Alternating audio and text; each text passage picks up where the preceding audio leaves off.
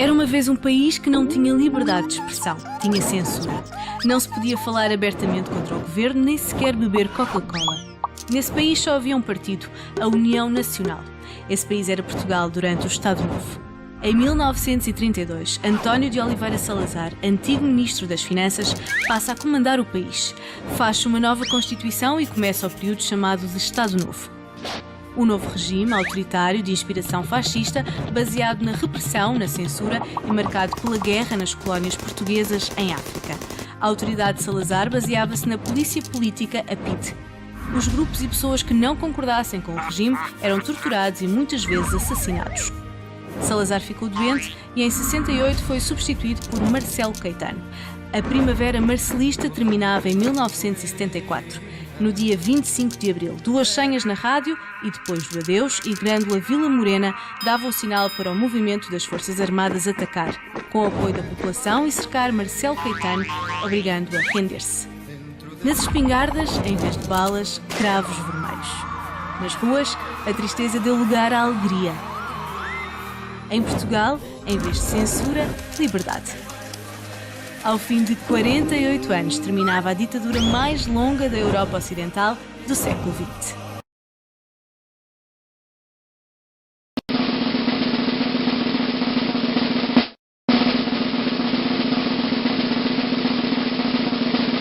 Chamo-me Arki e vou contar-vos uma história sobre um pequeno país à beira-mar plantado. Era um país cinzento e nele viviam os meus avós. Uma família com muitos documentos e histórias para contar. Um país governado por um homem mal encarado, de nariz afiado, que era o chefe de todos e se chamava Salazar. Um país que não se podia discordar do governo, porque existia um polícia diferente de hoje que se chamava PIB. Tinha uns homens muito sisudos que espreitavam as pessoas para ver o que faziam e ouvir o que diziam. Nesse país havia escolas para rapazes e escolas para raparigas, para os que tinham sorte de poder ir à escola. Nem todas as crianças iam à escola. As que eram de famílias pobres tinham de trabalhar. Os homens eram obrigados a ir à guerra em África e muitos morriam. Nesse país era proibido ler e falar sobre tudo o que se queria. Havia censura. Os meus avós queriam que as pessoas fossem livres como os pássaros que viajam pelo mundo, como as nuvens que decoram o céu e o vento que sopra e despenteia as árvores. Então o meu avô ganhou coragem e falou com pessoas. Mostrou-lhes os documentos guardados e o que tinham escrito. Todas as pessoas tinham de ter o que comer. Ninguém podia trabalhar de dia e de noite. As crianças tinham de ir à escola, não deviam trabalhar. A guerra em África tinha de acabar. Todos tinham direito a votar, a falar e dizer o que pensavam. Todos tinham direito a ter uma casa com água, luz e esgotos. Mas, numa noite escura de abril, a PIDE levou o meu avô para a prisão. Bateram, torturaram o meu avô para o convencer a pensar de outra forma. Mas alguns lutavam por um futuro melhor. Os soldados cansaram-se de guerras, as pessoas cansaram-se de ficar caladas sem liberdade e revoltaram-se. Um dia, na rádio, ouviu-se a canção Grândola Vila Morena. Grândola Vila Morena. Saíram às ruas homens, mulheres e soldados com armas e balas feitas de cravos. Era o dia 25 de abril de 1964. Chegou finalmente a Revolução dos Cravos. Revolução que não teve feridos nem mortos. Foi uma revolução para gritar liberdade, para semear a felicidade deste povo desanimado. Os presos que nunca mataram, nunca roubaram, saíram das cadeias para a liberdade merecida. O meu avô saiu da prisão e nesse dia as ruas ficaram cheias de gente com sorrisos nos lábios e dedos no ar a fazer o V da vitória e a gritarem: Viva o 25 de Abril! Viva a liberdade! O povo unido jamais estará vencido! Paz, pão, habitação, saúde, educação! Foi devido a essa revolução que o dia 25 de Abril é um feriado comemorado em todo o país. Muitos anos passaram, mas o meu avô continua a dizer-me para regar sempre os cravos vermelhos de Abril, para que possam nascer muitos mais e não murche a raiz da liberdade e da democracia.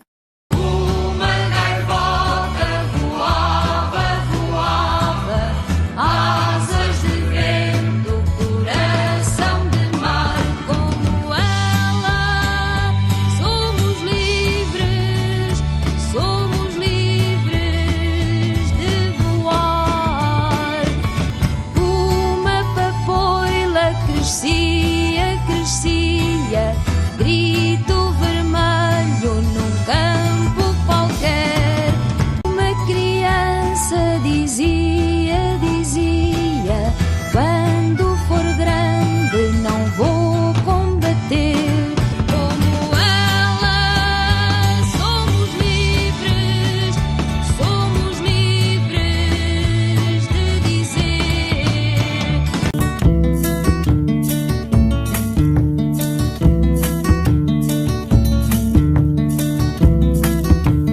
Venho mais 5, numa sentada que eu pago já. Do branco ao tinto, se o velho estica eu fico por cá. Se tem má pinta, dá-lhe um apito e põe-no a andar. De espada à cinta, já crê que é rei da quem dá língua.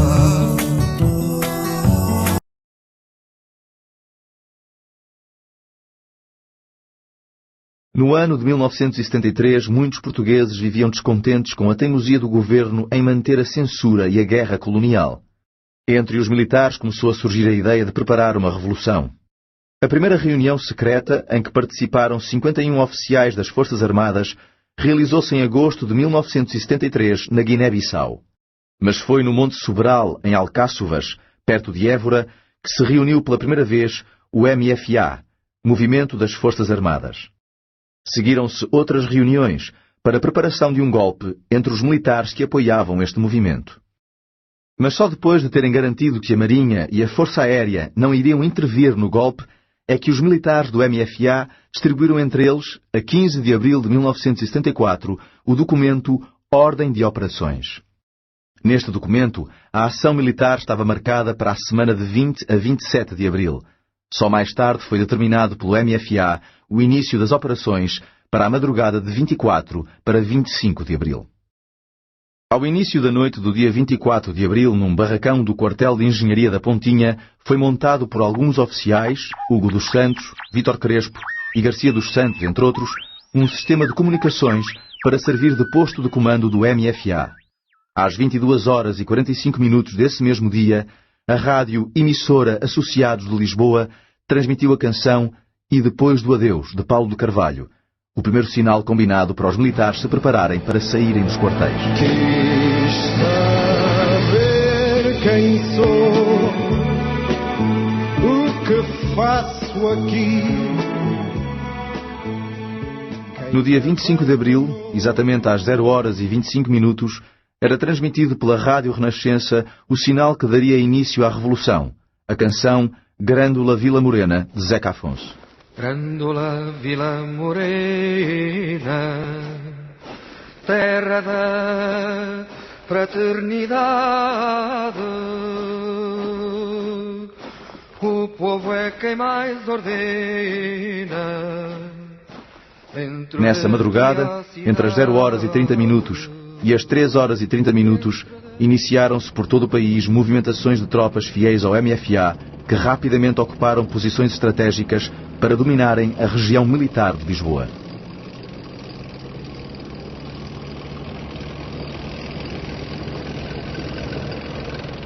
Ao mesmo tempo, tropas do MFA ocuparam a RTP, a emissora nacional, o Rádio Clube Português e a sede da PIDE. Às 4 horas e 30 minutos, foi lido aos microfones do Rádio Clube Português o primeiro comunicado do posto de comando do MFA. Nele pedia-se à população que se mantivesse calma e informava-se que havia uma revolução em curso para pôr fim ao governo de Marcelo Caetano. 4h20. Agora não há nada a fazer. Estás no ar. Aqui posto de comando do movimento das Forças Armadas. As Forças Armadas portuguesas apelam para todos os habitantes da cidade de Lisboa no sentido de recolherem as suas casas, nas quais se devem conservar com a máxima calma. Eram 5 horas da manhã do dia 25 de abril, quando o chefe do governo, Marcelo Caetano, se refugiou no quartel-general da GNR, situado no Largo do Carmo. Esta força policial ainda se mantinha leal ao seu governo. Entre as 6 e as 9 horas da manhã, as tropas de Salgueiro Maia, vindas de Santarém, ocuparam o Terreiro do Paço. Aí encontravam-se tropas fiéis ao governo que, após negociações, acabaram por aderir ao MFA. Às 10 horas da manhã do dia 25 de abril, a população de Lisboa começou a sair para a rua e a acompanhar os movimentos das tropas do MFA na cidade. Passada cerca de 1 hora, as tropas de Salgueiro Maia dirigiram-se para o quartel do Carmo, acompanhadas por milhares de pessoas que distribuíam alimentos e cravos vermelhos aos militares. Na tarde do dia 25 de abril, entre as 15 e as 17 horas, e após negociações impostas pela força das armas, Marcelo Caetano comunicou a sua rendição e pediu a presença do general António de Spínola no quartel do Carmo para que o poder não caísse na rua. Entretanto, Salgueiro Maia e Sousa Tavares pediram à população que enchia o largo do quartel do Carmo para se retirar, algo que não aconteceu, para que Marcelo Caetano pudesse abandonar o quartel.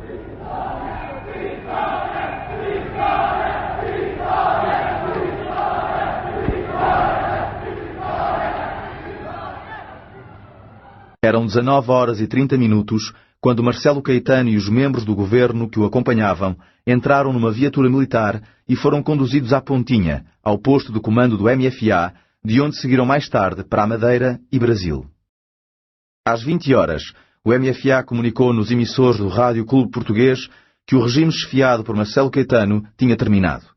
Já de madrugada, a Junta de Salvação Nacional apresentou ao povo português o programa do MFA.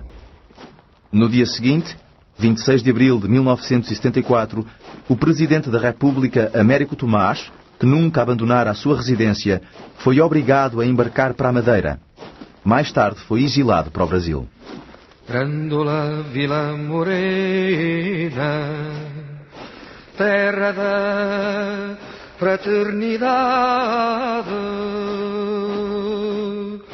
o povo é quem mais ordena, dentro de ti a cidade, dentro de ti a cidade, o povo é quem mais ordena, terra da fraternidade, Grândola Vila Morena.